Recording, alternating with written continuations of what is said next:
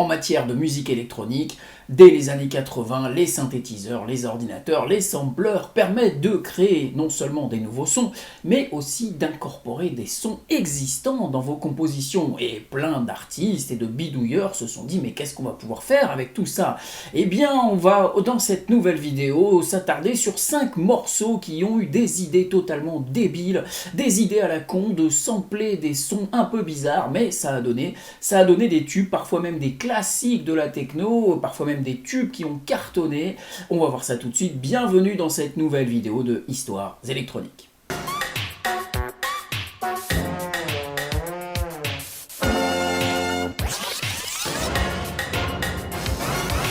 Dans ce top 5 de morceaux débiles, disons-le, j'ai volontairement omis les morceaux qui samplent des génériques, des musiques de films, des dessins animés. Ça s'est beaucoup fait dans les années 80 et 90, mais c'est pas le but de cette vidéo. Donc là, vraiment, on s'intéresse vraiment à une idée toute bête, toute simple, qui a donné quand même des titres parfois cultes. C'est pour ça, par exemple, que vous ne trouverez pas le morceau de Telex Spike Jones en 1986, que je vous ai mis en générique. C'est un morceau que j'aime beaucoup, qui est basé sur des bruitages de comédie burlesque de Spike Jones notamment, mais bon voilà, ça rentre pas dans cette catégorie là. Non, ce genre de son, c'est plutôt ce genre d'idée débile.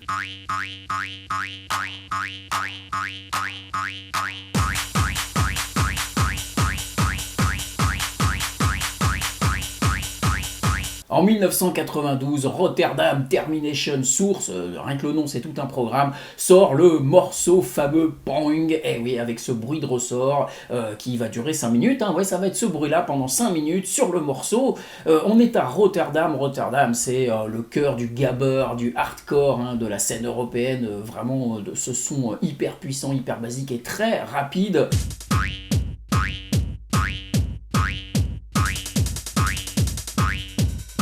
Et voilà, ce morceau est tout bête, ne cherchez pas, il n'y aura pas de synthé, il n'y aura pas de mélodie, il n'y aura même pas de bassline, c'est juste une boîte à rythme et ce bruit de ressort qui n'en finit pas. Et ça sera quand même un gros succès puisque ça finira numéro 1 des ventes aux Pays-Bas et au Danemark et il se classera même dans le top 30 au Royaume-Uni.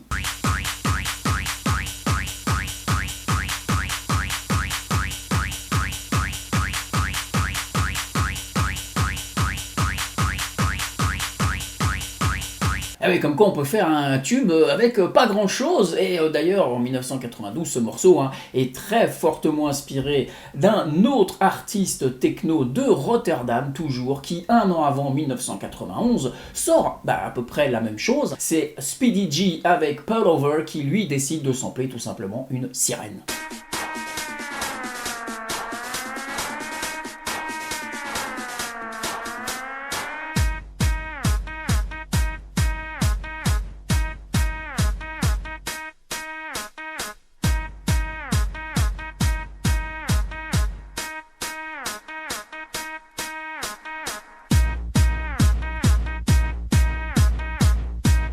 Pullover, c'est un morceau culte de la techno en 1991 qui sera joué par tous les DJ techno du monde. Il se retrouvera dans vraiment plein de compilations, il passera même sur certaines radios. Speedy G, par contre, à l'instar de Rotterdam Termination Source qui grossièrement a fait 5 morceaux à tout casser, Speedy G, c'est un artiste de techno extrêmement réputé qui a signé sur des gros labels de techno comme Warp ou Plus 8. Il a aussi fait de nombreux morceaux qui sont restés cultes, outre Pullover. Mais enfin bon voilà, ce morceau là c'est un peu le premier du genre aussi, dans le genre on fait un truc bêta basique, c'est pareil, il n'y aura aucune bassline sur le morceau, aucune note de synthé, aucune mélodie, c'est juste cette sirène qui va tourner, qui va être samplée, ce qui va donner une espèce de petite mélodie avec cette sirène qui va être reprise, qui va être chantée dans les stades, voilà, c'est assez facile à retenir.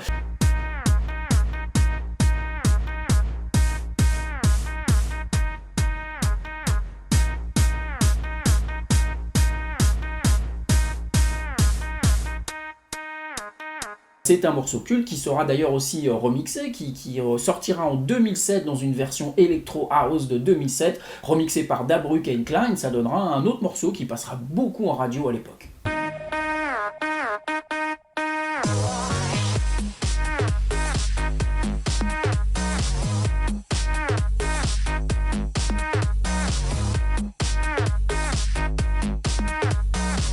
Alors oui, c'est très basique comme morceau, hein, mais c'est terriblement efficace, et même encore aujourd'hui, hein, c'est super efficace ce morceau, ça marche, cette petite sirène l'a très bien trouvé, bah ça fonctionne, voilà. Un autre artiste techno très réputé, mais lui il est américain, et il sortira en 1995 un titre d'Acid House qui restera aussi culte, et dont l'idée de base est tout simplement de sampler un rire.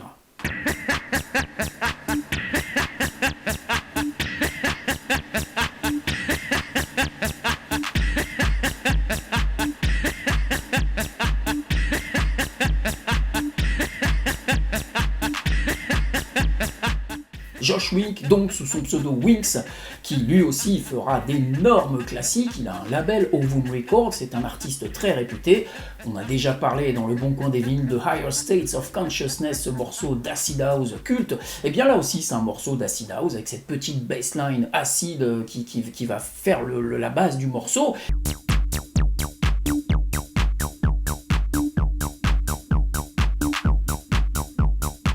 Et ce rire, évidemment, ce rire qui en plus a vraiment la bonne trouvaille, c'est que ce rire est calé sur le rythme, ce qui donne vraiment un morceau assez entraînant. Et puis il va jouer sur la vitesse du rire, hein. Le rire va s'accélérer, va ralentir, ça donne un morceau un peu délirant. Et c'est ça qui est étrange d'ailleurs dans ce morceau, c'est bien qu'on sample un rire. Et le morceau est quand même flippant, hein. Il est assez sombre même, et au niveau musicalité, il est très sombre, très dark, et bah ouais, il est flippant ce rire là qui tourne en boucle, finalement c'est pas si drôle que ça, mais ce sera un gros classique, hein, vraiment, qui va tourner, qui est encore aujourd'hui reconnu. Winx Don't Love en 1995.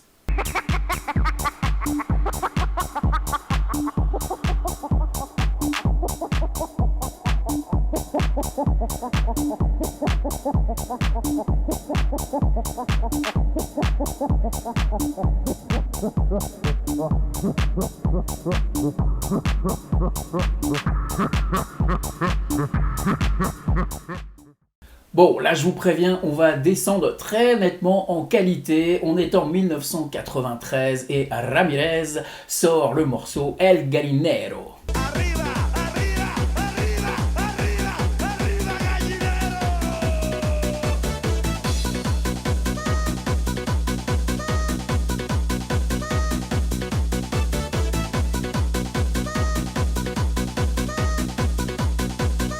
Ramirez, comme son nom l'indique, est un groupe italien. Eh oui, raté. C'est un groupe italien qui jouera sur le côté espagnol parce qu'il sortira des tubes et des titres sous un titre espagnol avec un nom de groupe espagnol qui va d'ailleurs faire de la musique qu'on peut qualifier de Machina. La Machina, c'est ce son espagnol hardcore, l'équivalent un peu du gabber hollandais, mais en version espagnole, ça s'appelle la Machina. Alors Ramirez, il commencera par faire un titre, notamment Hablando, qui est assez réputé, qui est même très très bon, qui lui utilise un son de bandoleon ou d'accordéon, et ensuite, en 1993, il sort ce morceau El Gallinero, qui prend tout simplement l'idée de sampler un coq.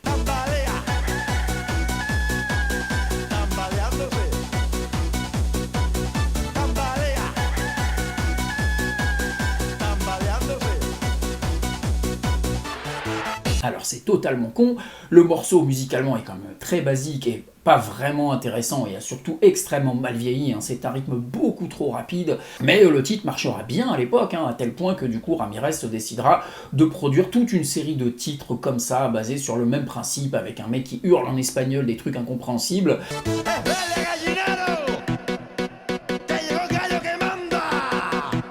Et des bruits basiques tout simples, alors ils feront comme ça 2-3 morceaux, puis bon à la fin bon ça marchera plus, mais bon voilà, El Gallinero à l'époque ça marchait, c'est pas très intéressant vraiment musicalement, mais ouais, il fallait que je vous mette quand même dans cette sélection. Si tous les titres que je vous ai proposés datent des années 90, c'est tout simplement que cette période-là est hyper foisonnante en termes de créativité musicale, c'est une explosion de genre musical, de la big beat, la breakbeat, la drum and bass, la jungle, à la trance, au hardcore, au gabber, enfin vraiment vous avez tout un tas de styles qui parfois seront éphémères, mais qui naîtront dans les années 90, et on essaye plein de choses, on sample des choses, on joue avec les machines, ce qui donne plein de titres, bon bah voilà, un peu débile, ouais, il faut le dire, mais certains donc ont marché. Mais il n'y a pas qu'en 1990 qu'on a fait ce genre de morceaux, puisque même les pionniers de l'électro, Kraftwerk, ont fait un titre totalement débile en 1986, ça s'appelle Boing Pum Chak. Boing, ping, boom, chak, ping, boing, ping, boom, chak, ping, boing,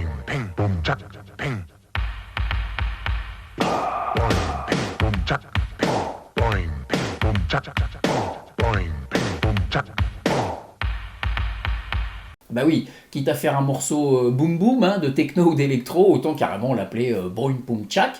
C'est l'idée de Kraftwerk sur leur album en 1986, qui mettent un titre d'introduction justement avec Boing Poum Tchak, et ils vont ressortir ce single en le couplant avec un des autres morceaux de l'album, et ça donnera le titre Music Non-Stop. C'est une sorte de mash-up, hein, de deux de leurs morceaux.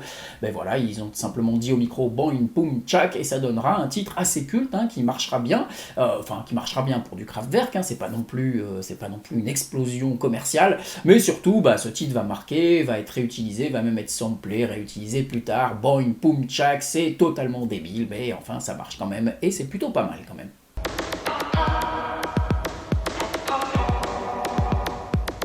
Music non-stop. Music non-stop. Music non-stop. Music non-stop. Voilà pour ce format un peu court, mais c'était histoire de s'amuser un petit peu. Si le format vous plaît, n'hésitez pas, j'ai d'autres titres débiles dans ma besace, et puis si vous avez des idées ou si vous vous souvenez de titres un peu comme ça, un peu débiles, n'hésitez pas à me les laisser en commentaire. On refera peut-être une série si ça vous plaît sur ce genre de son. N'hésitez pas à vous abonner à la chaîne, bien entendu, c'est une vidéo tous les samedis. Je vous dis à bientôt, passez une bonne journée, bye bye.